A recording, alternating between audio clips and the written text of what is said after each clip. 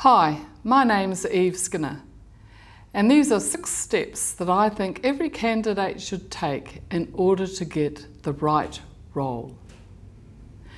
The first step is to write a profile. Now, in my opinion, a profile has 3 parts.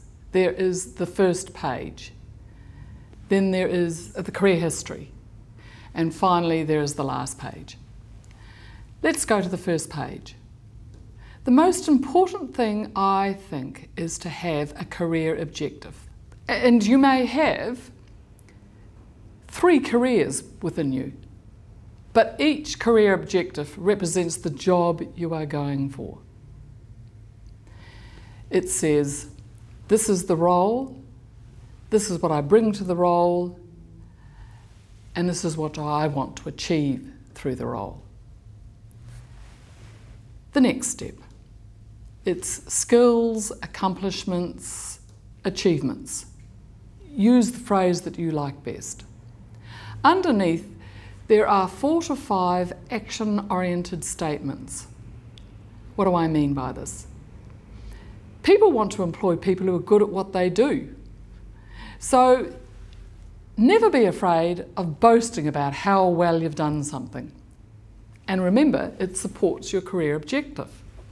So, if you're a salesperson, don't say, I achieved a figure in terms of sales. Say, I achieved it in this period of time. I added this percentage on to the budget. The net profit I had and contributed to the company was so-and-so. Hey, I want to employ somebody that's done all of that. But let's take it down to bookkeeping. You may have taken the debtors from 50 days down to 10 days. Believe me, the person who wants to employ you to do that wants to know that.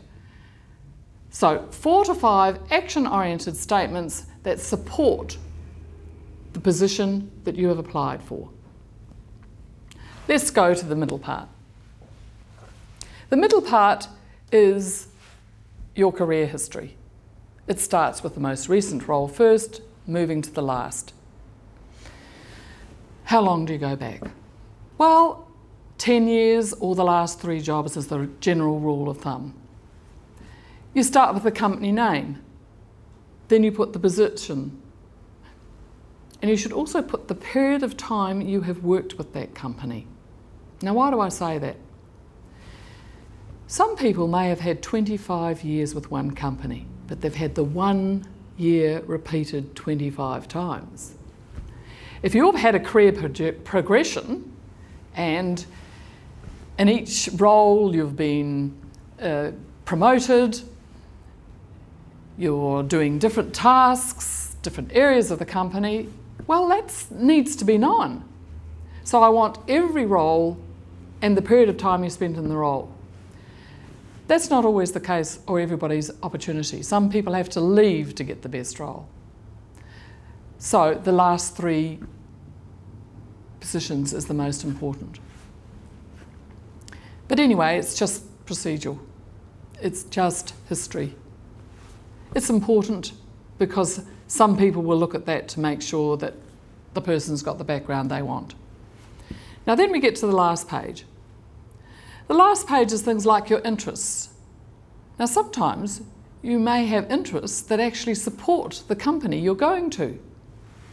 You may have joined professional associations or got professional qualifications that support the kind of role that you're going for. And then the last thing you should put in is your referees. And there's only one thing to say, and that is available on request. And I'll tell you about that later.